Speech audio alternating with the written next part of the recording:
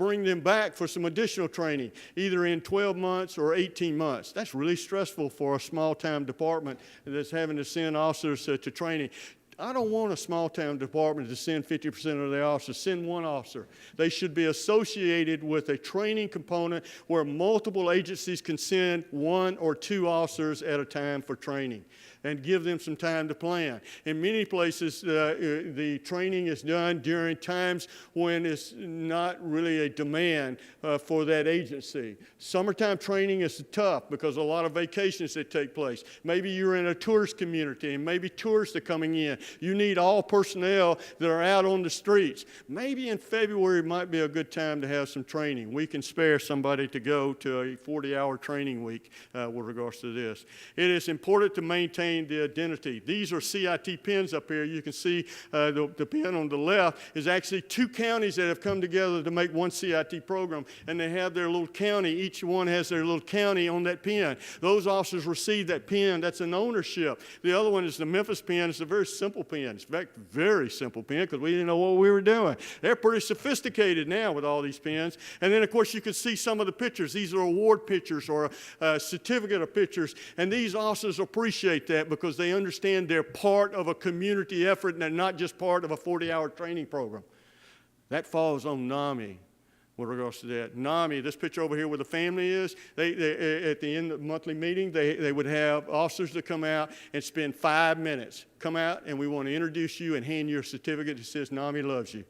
And basically that's what it is. And then the NAMI members clap and then they leave. This officer was so honored that he brought his wife, who just had a newborn baby, he brought his mother and has his child, his young child. His young child's holding a certificate and NAMI says, "We like you. Well, we appreciate your interest in being CIT." That's nurturing CIT to have ownership. Is Officer Bowers proud of him being a CIT officer? Absolutely he is. This is another one of our deputies. This is some of our role players. The CIT training is moving. Sometimes you go to a chief and says, "No, we don't need that." Okay, we're going to keep going. We're going to continue to have CIT. We want to let you know, Chief, that the CIT train is moving, but we're going to come back. And maybe you'll change your mind, and when you come back, you can get on. But you're going to try to keep pushing. That's what advocacy is all about. Dr. Fuller Torrey is a known medical doctor, and he's a strong advocacy. And he gave a message.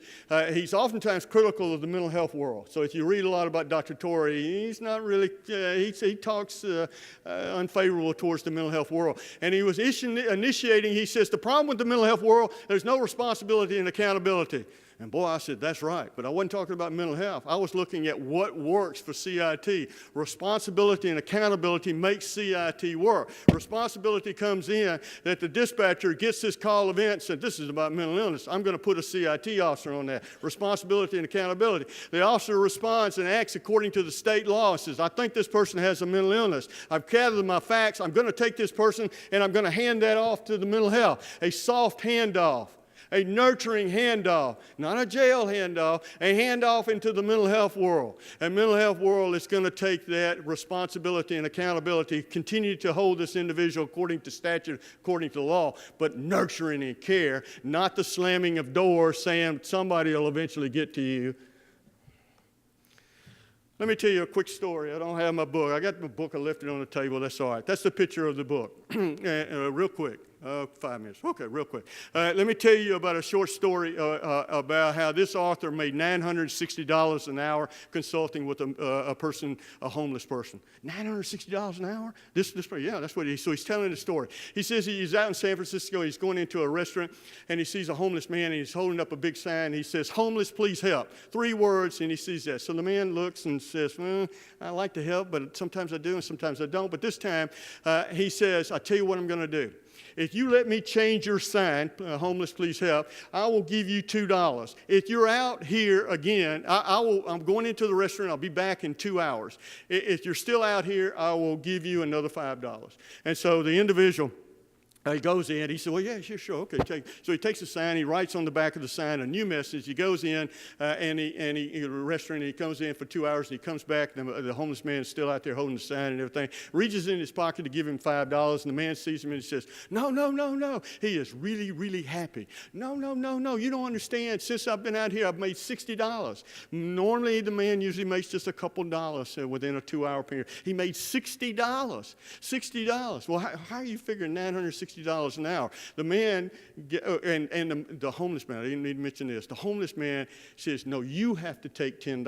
And the man says, I don't want to take $10. No, no, no, no. You have to take $10 because you've helped me. And so the man would say, well, he's insistent, insistent. He took the $10, and so, well, how does this work out to $960 an hour? Okay, so the man changed the sign. Patrick, that's the author here. Patrick changed the sign. He says it took 30 seconds, okay? And he gave the man $2, but he got 10. That's a profit of $8. So the relationship of $8 to 30 seconds equals up to $960 an hour.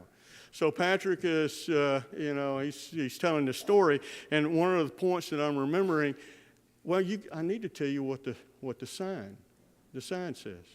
See, it's personal. See, Patrick wrote on the sign, what if you were hungry? See, the sign says, homeless, please help. Patrick says, what if you were hungry? 5 words. Very personal. And that was a very powerful message with regards to that. What if your son or your daughter had mental illness? Would not that make it personal? I think it would. Thoreau, you thought I'd forgot. He was arrested for not paying his $1 poll tax. Thoreau, poll tax had a couple different layers of expenditures with regards to it. Part of that was to go to slavery.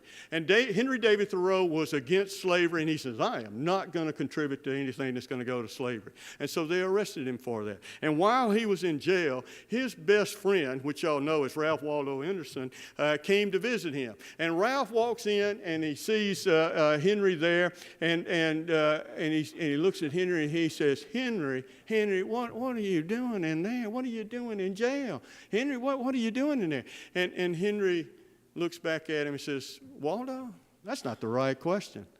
That's not the right question. The question is, what are you doing out there? It's personal. You see, to us, you need to be giving a personal message to our communities. We need to be getting that personal message and doing something other than just training.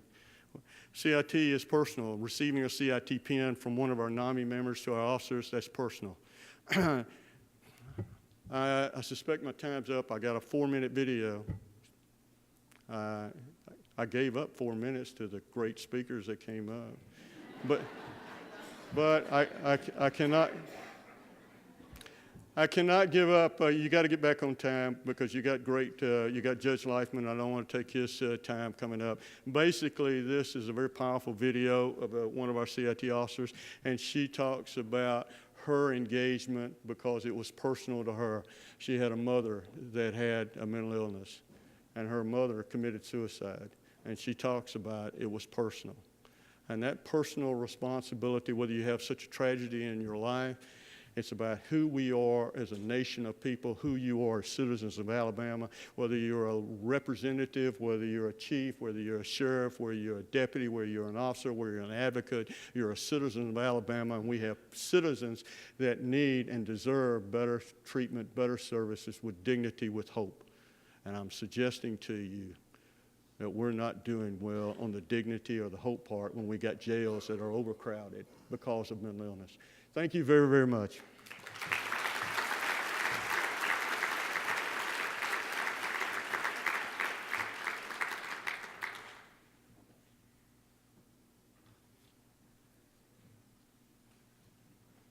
Sam, you did a great job. We really appreciate it. All right. Very much. While Sam is closing out, I'd like to recognize Representative Mike Ball. If you would please stand. We mentioned his name earlier, but we want to recognize him because he is taking a stand. He is serving as sponsor of our legislative bill regarding CIT. So we thank you very much. All right, I would like to have Jackie Feldman, who is efficient and right here on time. Thank you, Jackie Feldman. She is, among many titles, the Associate Medical Director for NAMI, and that is not NAMI, Alabama. That is the NAMI, the National Association. Thank you, Jackie. Thank you so much. Sam, thank you for that. Thank you. Sam, thank you for that incredible talk. I knew you packed a lot of information into just 1 hour. Imagine what a 40-hour training course from Sam would be like. It's my honor and privilege to introduce my dear friend. I'm going to do it very quickly because he also has an incredibly inspiring yet pragmatic approach to working with people who are at the interface between criminal justice and mental health issues. You can read his biography in the program. It's incredibly impressive. You can see he's an advocate, he's a leader, he's a very pragmatic thinker. For me, he's very passionate and inspiring person.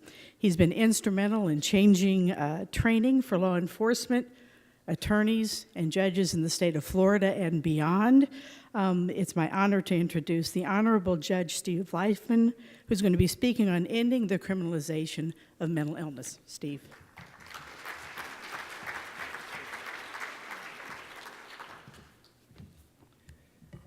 Good morning. I guess I'm the one with the funny accent today. Sam, thank you for your remarkable leadership. You are a hero to all of us and an amazing inspiration. I do want to thank NAMI, the sponsors that are here, the law enforcement partners, the legislators, and everybody here who deals with mental illness every day of their lives. You are our inspiration, and I cannot thank all of you enough for what you have done and what you continue to do. It's fascinating for me to be in Alabama, primarily because in many, many ways, you are ground zero. I never would have been involved in this issue but for a federal case that came out right down the street at Bryce. Jimmy referenced it. It's the Wyatt v. Stuckney case, and I'm going to talk about it in a few minutes because it is so powerful. But sadly, in so many ways, the ways that our states have reacted to it have led to some of the problems that we're trying to deal with today. When I became a judge, I had no idea I was actually becoming the gatekeeper to the largest psychiatric facility in the state of Florida. And sadly, that is the Miami-Dade County Jail. And while the United States has 5% of the world's population, we have 25% of the world's inmates. Think about it. 1 out of 4 inmates in the entire world are housed in the United States.